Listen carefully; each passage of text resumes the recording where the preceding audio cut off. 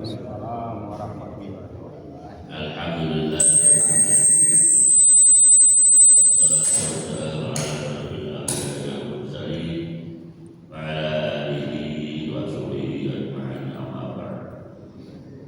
Jamaah subuh, Bapak Ibu yang dirahmati Allah, kita bertemu pada kajian subuh Ahad untuk hari ini yang disampaikan oleh Ustaz kita, Guru kita, itu Ustaz Dr. Rusadi Nurul Selsi, dengan mengambil tema pada pagi hari ini yaitu memahami public speaking dalam aspek Islam. Sumber daripada tafsir Al-Munir dan kitab Buku Jaya. Kemudian mari kita dengarkan oleh Madinah. Assalamualaikum warahmatullahi wabarakatuh.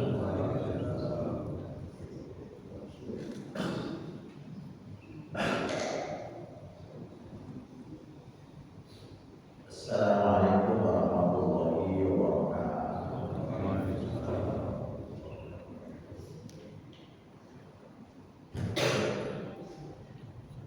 Alhamdulillah ni'matil imani wal islam. Wassalatu wassalamu ala nabiyyina Muhammadin sallallahu wa ala alihi wa ashabihi dawil ma'ruf wal qiyam. Qala Allah subhanahu wa ta'ala fi kitabil aziz ba'da billahi minasyaitonir rajim. Ma yalfadhu min qawlin illa ladayhi raqibun atid. Sallallahu alaihi wa sallam Rasulullah sallallahu alaihi wasallam al-habibul karim wa nahnu ala dzalika min syahidin syahidina alhamdulillah.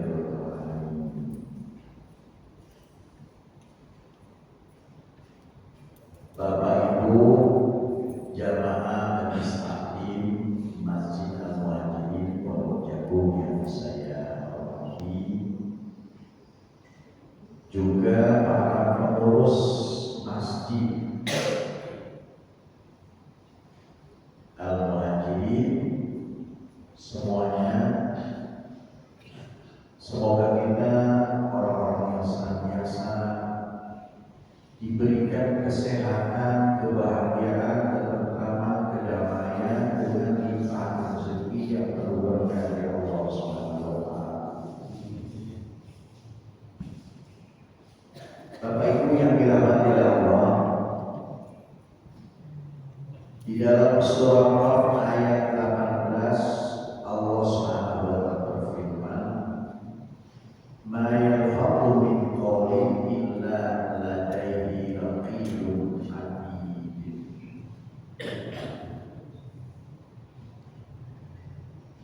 Kalau diterjemahkan secara bebas, ditranslate ke dalam bahasa Indonesia dalam ayat Quran ini, tiada satu ucapan yang diucapkan melainkan ada di dekatnya malaikat pengawas, yaitu Raqibun Atid, malaikat Raqib dan Atid. Ayat ini bisa menjadi dasar untuk bagaimana kita melakukan public speaking atau berbicara di depan orang. Secara sederhana itu, berbicara di depan orang ini ada yang bersifat akhlakiyah, ada yang bersifat adabiyah.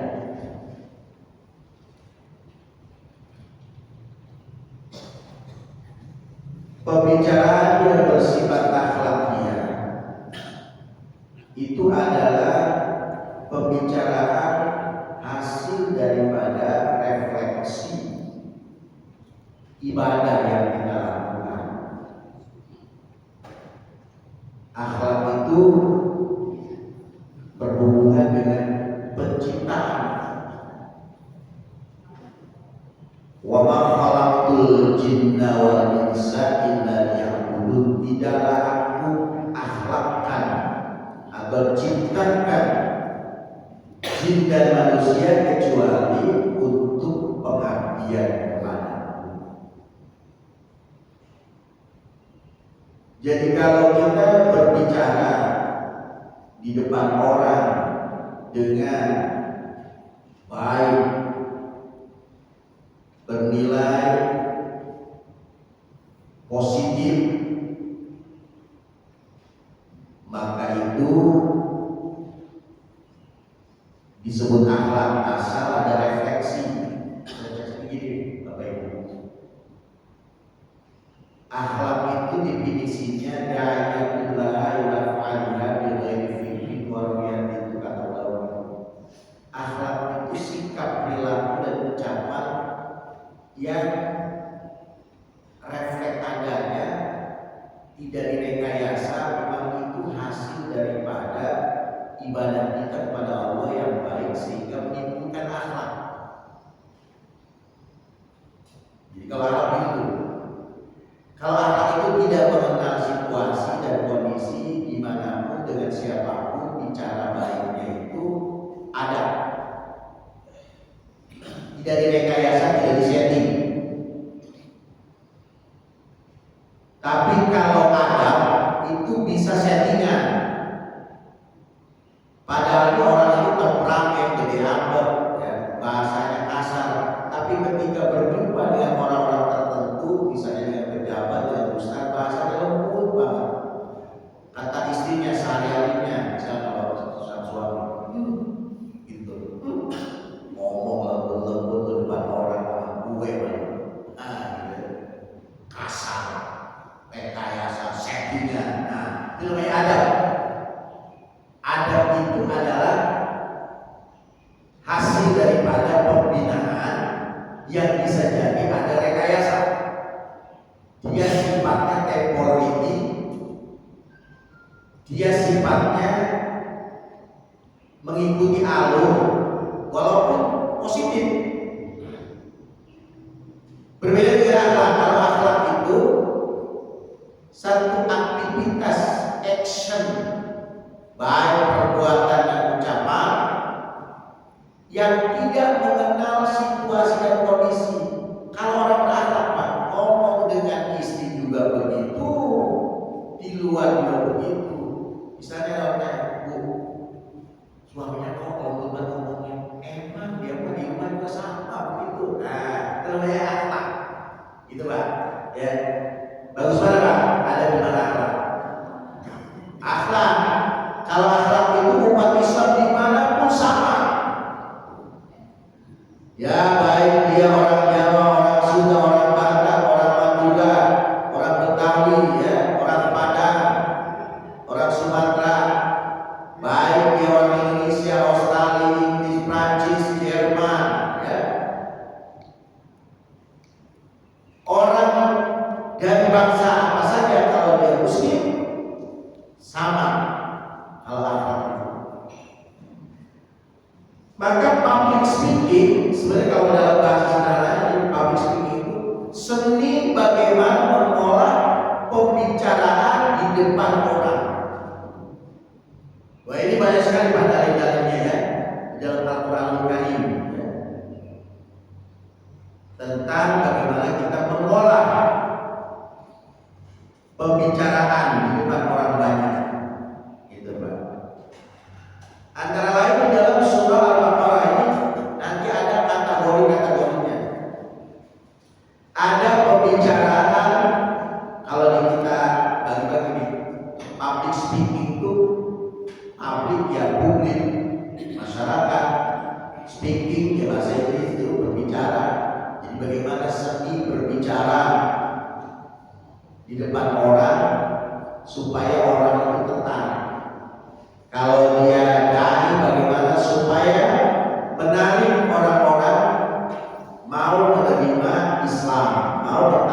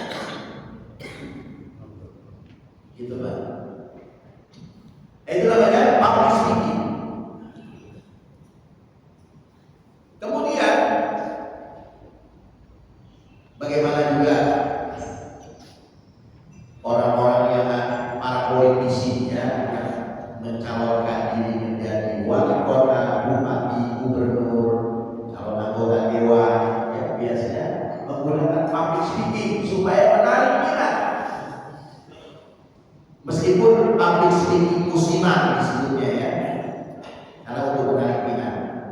Ada juga orang kalau mau hajatan, mau pesta pernikahan anaknya, nah mulai dia menggunakan public speaking yang elegan. Ya, kalau ketemu tetangga, ibu, apa kabar ibu? Sehat. Doain ibu, bulan depan saya mau nikahin anak. Iya, biasanya jangan ngomong gitu. Itu namanya menarik minat supaya orang nanti mau hadir kondangan, datang ke pengajian yang biasanya belajar ngaji, ngajinya lagi. Kenapa? Ada kepentingan. Sah-sah saja, boleh-boleh saja, ya enggak? Nah, jadi kalau public speaking atau seni berbicara di depan orang banyak itu dipola berdasarkan akhlak, dia akan permanen. Tidak dipengaruhi oleh situasi dan kondisi. Di mana saja dengan siapapun dia bicara seperti itu. Gitu. Tapi kalau dipolanya public speaking itu berdasarkan akhlak atau adab, maka dia ada pengaruh rekayasa settingan. Ya kan? Nih, kalau kita bertetangga orang-orang baru misalnya, ketika kita punya pohon pisang yang memang pisang itu sampah pisang yang dibutuhkan kan daunnya. Ibu, boleh saya perlu daun pisang barunya? Katanya, oh ya silakan bu, ambil aja bu. Kemudian setelah ambil, kok dikit kamu bos? Ambil aja, ambil aja. Satu kali gitu, dua kali, setelah ambil tiga kali, mulai berubah, empat kali. Ibu minta dulu, memang gak ada pasar. Nah itu namanya ada public speaking settingan, gitu kan? Suka begitu kan bu? Ada gitu bu? Ada ya kan? Kalau ketemu Ustaz, gimana saya Ustaz di belakang? Ustaz, kamu nggak laku ya? Nah, sebaiknya idealnya menggunakan public speaking itu yang bersifat akhlakiah. Tapi akhlak itu tidak bisa direkayasa, memang ini formal berdasarkan hasil daripada positifnya ibadah. Tapi tidak direkayasa. Tadi itu dengan definisinya, akhlak itu adalah satu aktivitas apa namanya sikap perilaku dan ucapan yang dari yang lain apalagi dari fikri wariyatin keberadaannya itu tidak dipikirkan dulu, memang seperti itulah. Itulah Rasulullah SAW. Kalau Rasulullah orangnya lembut, pemaaf, memang dan seperti itu. Tapi bolehkah kita mulai dari adab dulu? Boleh. Karena kata orang-orang Arab, kalau adab dulu, pokok ini adab itu di atas ilmu pak. Orang kalau di dunia setinggi langit, kalau adabnya rusak, nggak ada nilai. Maka tadi kalau setiap saya diumumkan oleh Haji Nurhadi, guru kita, itu saya dimanapun miris, nggak nyaman. Saya belum layak disebut guru, saya hanya narasumber saja. Kalau gurunya mumpuni, yang benar-benar masya Allah akhlaknya baik, terpuji di hadapan Allah Subhanahu Wa Taala, ulama-ulama dulu mumpuni itu baru. Walaupun silakan aja mengaku juga nggak apa-apa, tapi saya belum bisa. Saya hanya narasumber, 27 masjid dan 6 kantor saya memberikan kajian-kajian keislaman.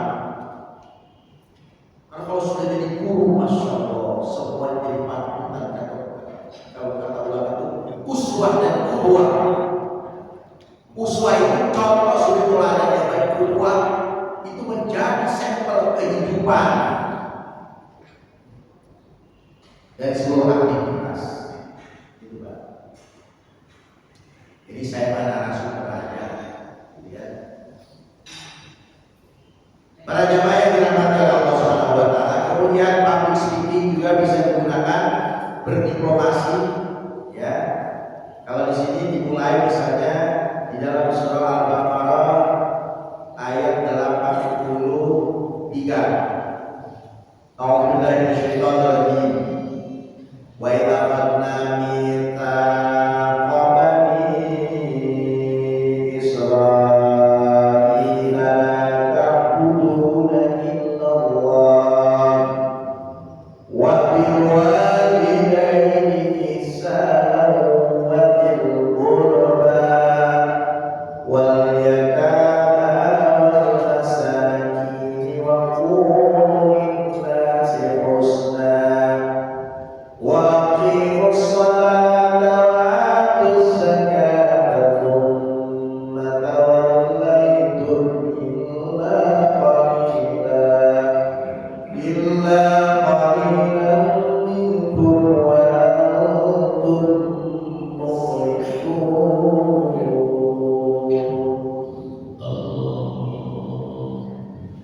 Wahid dan ingatlah, asalnya wazkur ya Muhammad.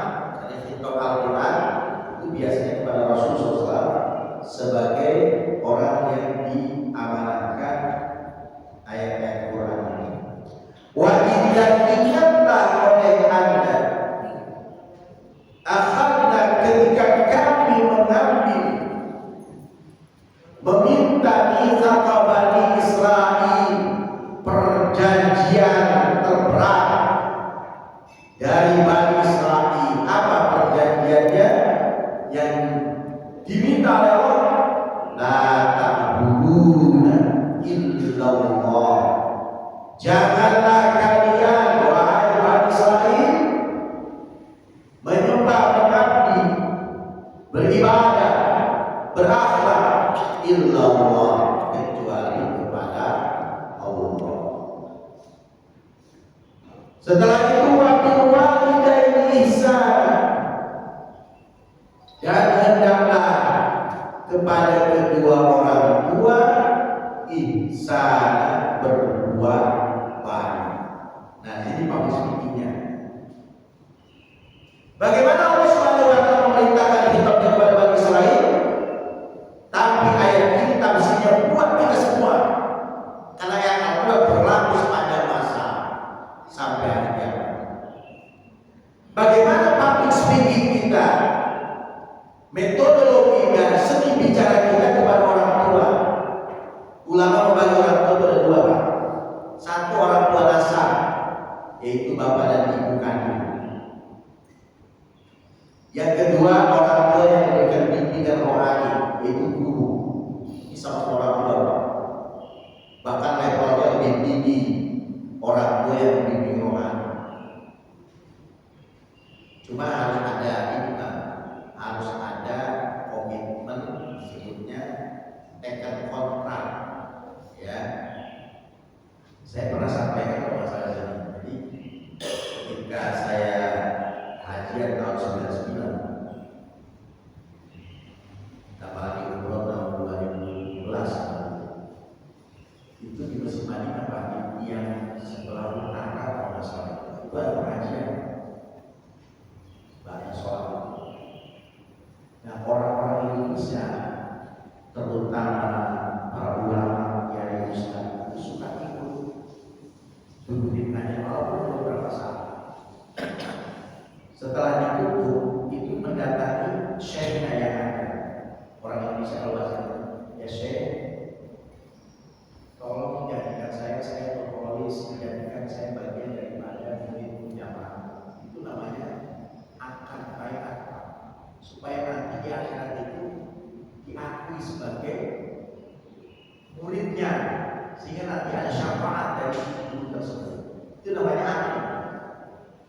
Nah, kalau kita ini nyaris bicara berakad kepada ustaz, gitu. Iya kan? Ya balik. Siapa yang ada? Dan pulang. Oh iya. Gimana? Itu aja. Say hello. Berbeda, Pak. Berbeda dengan tekad kontrak. Kenapa?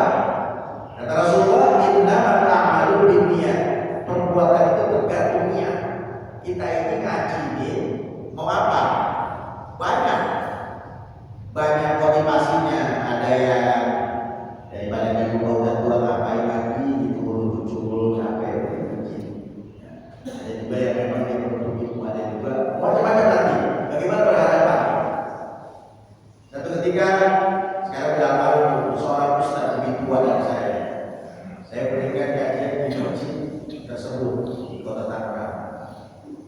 Mulai pertama selesai ustaz diajarkan saya kan dulu. Saya bilang nggak usah datang, aku senior loh, bukan masuk ke saya. Nggak, saya nggak mau. Tapi kan ada yang beda dari aku. Nah, saya juga minta ijazah sama dia. Ayo tukeran barter, saya bilang ada yang beda dari ini. Nah, itu guru kita Pak. Guru itu jadi orang tua. Bagaimana sikap kita kepada mereka? Ihsana, berbuat baik.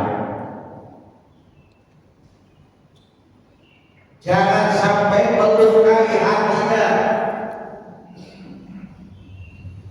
Ya. Jangan sampai melukai hatinya. Ridullah fi ridul walidain wa suhtullah fi suhtul walidain. Kata Rasulullah begitu. Ridho Allah itu tergantung kuncinya ada di ridho kedua orang tua, dan murkanya Allah kuncinya ada di orang tua. Gitu kan? Jadi di public speaking bagaimana seni berbicara kepada orang tua? Apa kata Allah dalam surah Al-Isra selanjutnya? Wa qadha rabbuka alla ta'budu illa iyyah wa bil walidayni ihsana imma yablughanna indaka al-kibara ahaduhuma aw kilahuma fala taqul lahumā uff wa la tanharhumā wa qul lahumā qawlan karīmā. Dan telah menetapkan mewajibkan Tuhan bahwa tidak boleh menyembah kecuali kepadanya, dan hendaklah setelah menyembah Allah itu kan hubungan yang Allah hubungi Allahnya. Hablum minanas pertama untuk merefleksikan penyembahan kita baik kepada Allah itu adalah hubungan kepada sesama manusia. Hubungan pertama manusia yang harus dijaga dengan baik adalah kepada kedua orang tua.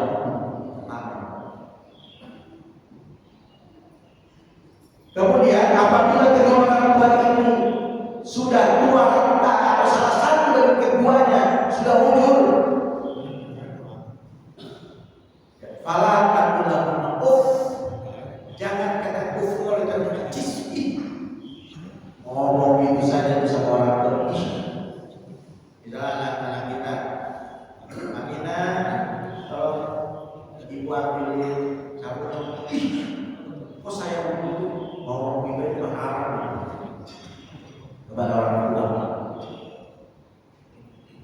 Cis gitu. Walaupun jangan bentak dia, jangan bentak kedua orang tua, terlebih. Masya Allah. Ini sering terjadi. Tapi bapak, ibu, kita sebagai orang tua, bagusnya tidak boleh mengancam anak dengan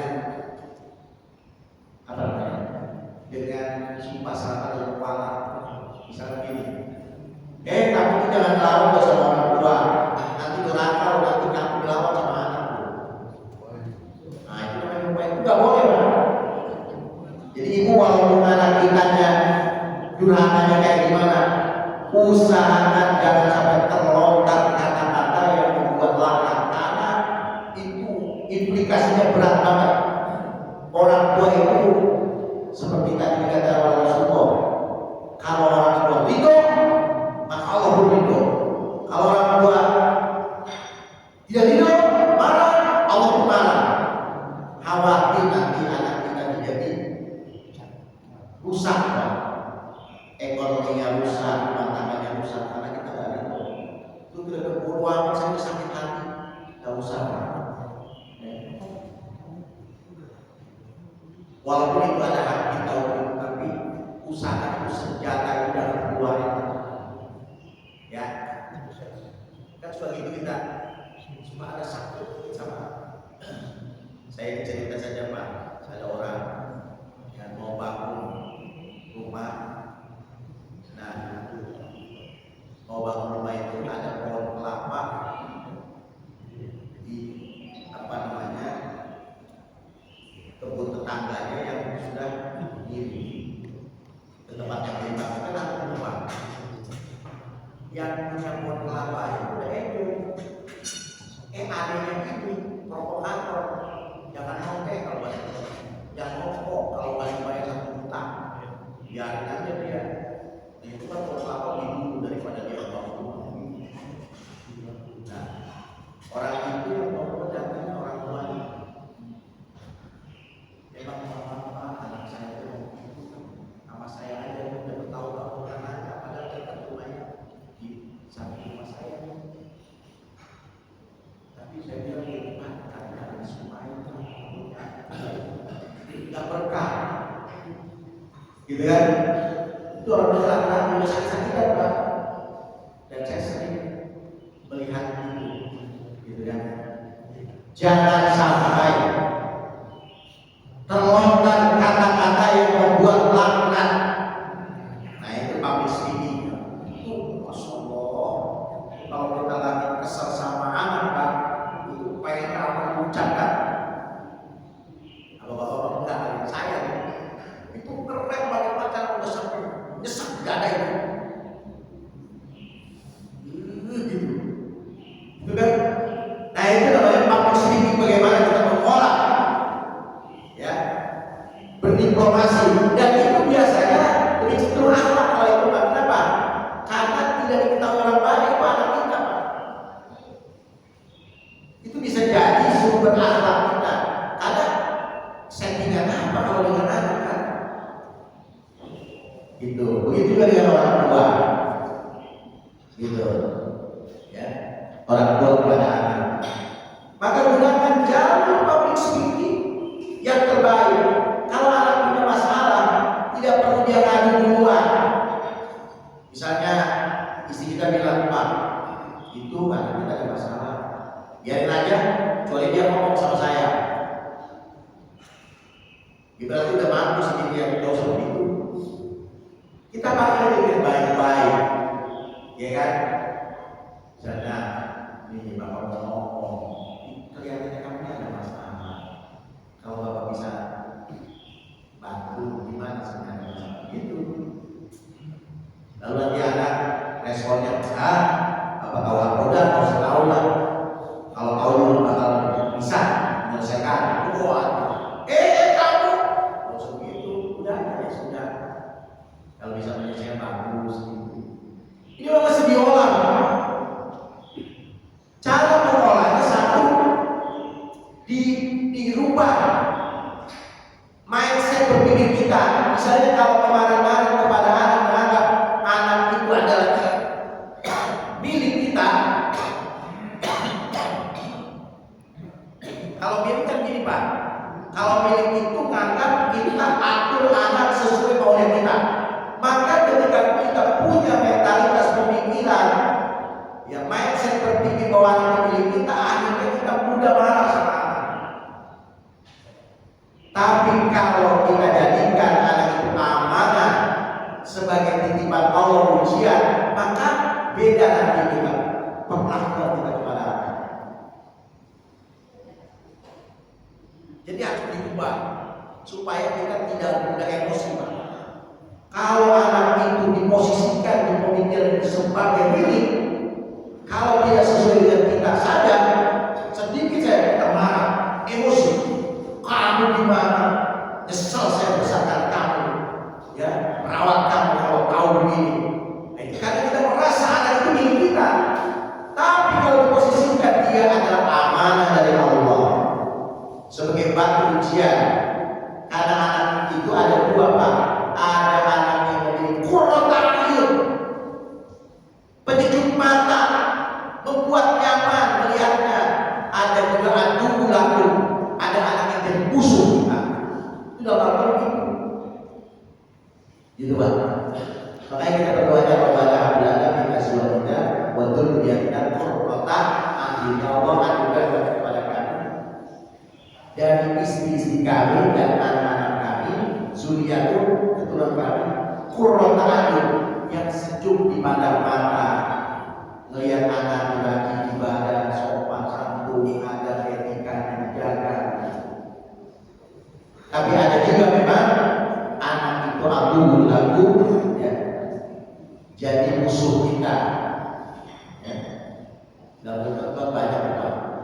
Jadi Allah uji kepada kita adalah salah satunya anak menjadi musuh, tempat bertengkar. Tidak sedikit orang tua yang jam 3 malam sudah datang ke masjid, bagus masjidnya, sudah ke masjid pasti tanya, Pak, apa orangnya banget jam 3 malam ke masjid? Daripada di rumah saya udah dari orang sama istri cenderung sama anak dibuka-buka saya di masjid aja. Kalau begitu saya udah bersimpah, udah gak produktif, udah gak punya penghasilan. Jangan sampai begitu Pak ya. Nah, jadi ke masjidnya itu bagus saja, cuma motivasinya kalau menghindar. Alhamdulillah, maka kita bersyukur Bapak Ibu yang masih punya pasangan, ya. Saya lihat ke bareng nenek kakek, walaupun kita sudah sukses membina anak-anak secara materi, anak bukan tidak berbakti, karena anak juga punya dunia sendiri Pak, ya kan? Ketika anak baru berlama-lama di rumah kita, bukan berarti dia bilang, ibu mohon maaf, saya nggak bisa lama-lama di ibu, saya belum berkeluarga. Bilang apa coba? Jika kita berdua suami istri, ya, dia punya istri maksudnya, yang belum cari lagi apa?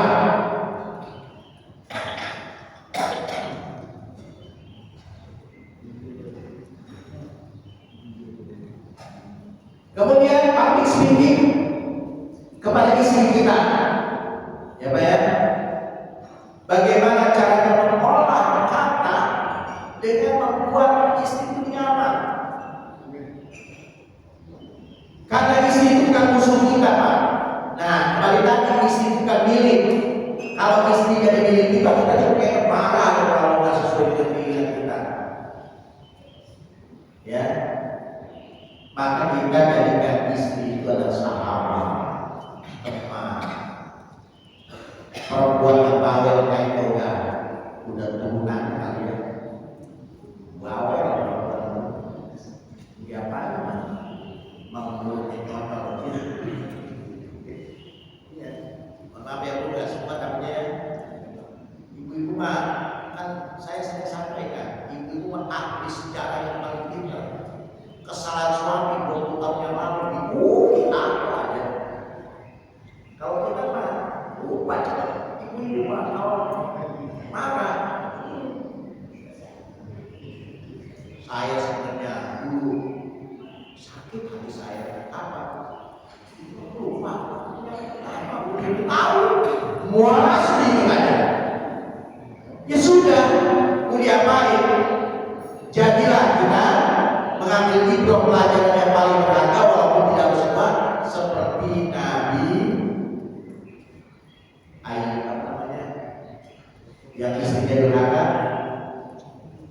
Nabi Nuh alaihissalam, kemudian Nabi Lut alaihissalam. Meskipun Nabi Lut itu sebenarnya kalau dia berbicara secara otentik itu bukan durhaka, dia bukan, jika di opini tuh isi Nabi Lut itu germo, suka mengumpulin anak-anak muda, remaja, laki-laki jadi LGBT. Tidak, cuma dia cuek, tidak mencegah. Seorang istri Nabi tidak mencegah kemungkaran, dia bisa defensif, itu juga merupakan kesalahan besar. Tapi diopinikan istrinya Nabi Ayub itu mucikari, germo kali. Jadi bagaimana istri kita ini durhakanya kayak apapun, dia istri kita yang sudah memberikan investasi anak-anak,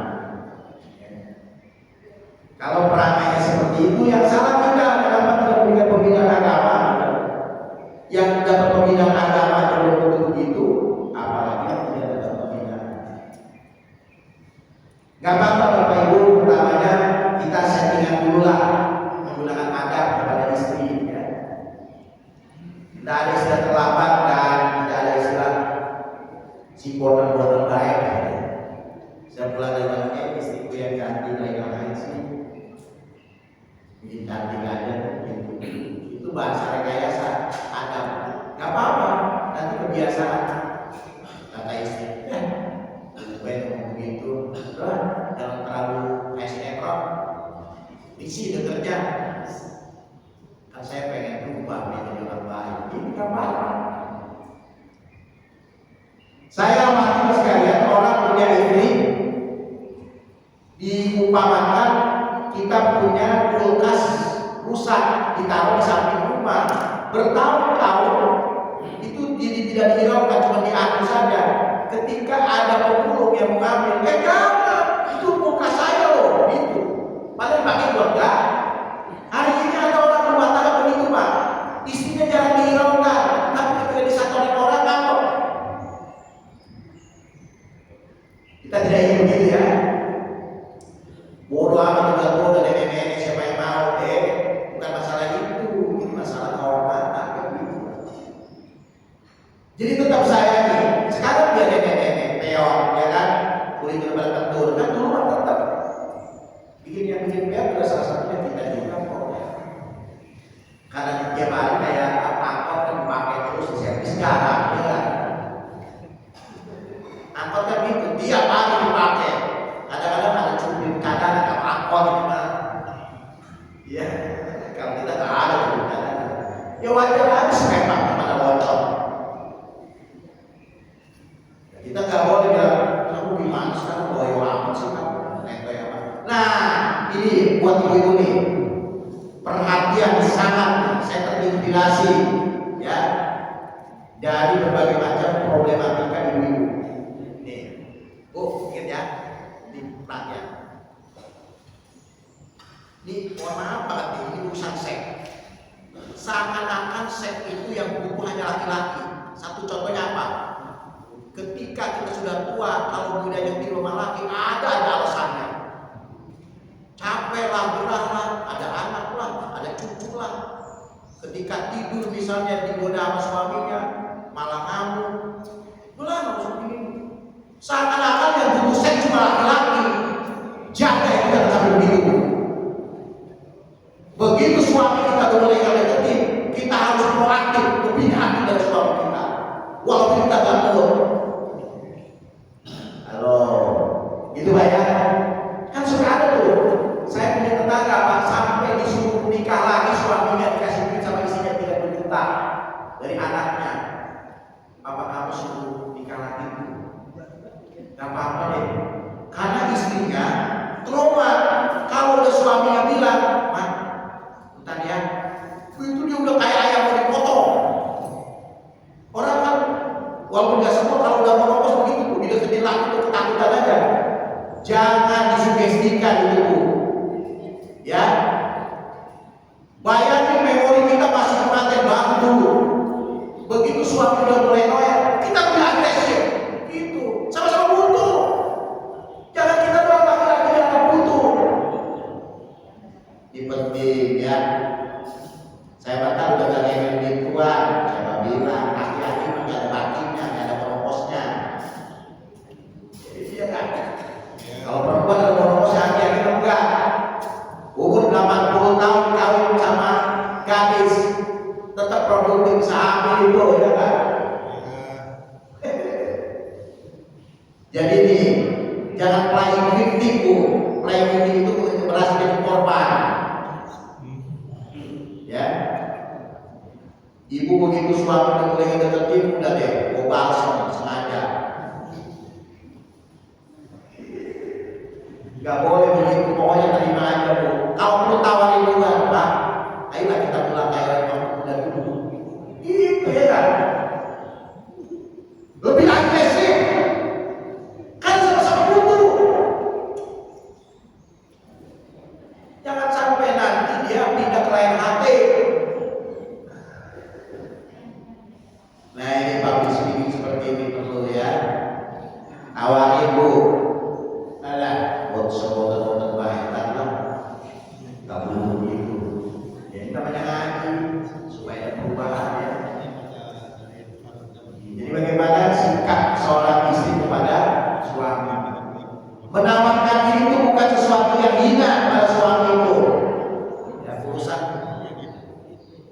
ranjang bagus. Ya enggak?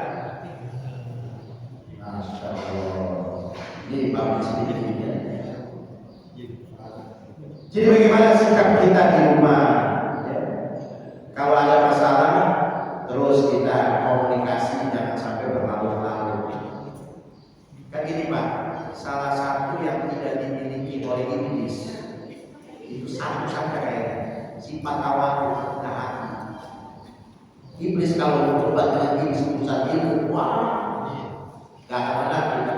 Urusan ketaatan, pengalaman, wawasan, wah, ini itu pernah memiliki malaikat ribuan tahun oleh Allah dikasih kesempatan. Yang tidak dimiliki iblis adalah awal rendah hati. Apa maknanya? Dalam rumah tangga menggunakan public speaking itu, kalau ada konflik tidak harus berlama-lama pengen disetur duluan. Ini kalau enggak jadi kucing angin cerai kan. Berhari-hari nggak tegur sapa. Satu ininya berharap ditegur duluan. Udahlah kita laki-laki ngalah udah tegur. Apapun risikonya. Maksud saya udah selesai. Kata istri kita, ini yang gua mau dari kemarin kayak ngomong gitu ya. Ibu juga gak usah gengsi ya, jangan bilang dia yang salah kok, udah biarnya dia duluan yang nanya jadi itu dia sekalian dia mampu sedikit bagaimana seni mengolah pembicaraan depan publik depan orang. Kalau dalam perspektif Islam seperti itu Pak. Yang paling ada itu digunakan untuk berbisnis. Kepiawaian dalam public speaking, kalau orang-orang tidak beriman bisa menimbulkan kriminalitas, tipuan ya. Karena public speaking digunakan di media sosial ya kan, menipu ya. Ada barang apa namanya alat apa untuk memutihkan muka yang keriput langsung kencang ya, itu mas setting adalah gampang banget itu. Jadi macam-macam ya. Jadi Bapak Ibu yang dirahmati Allah,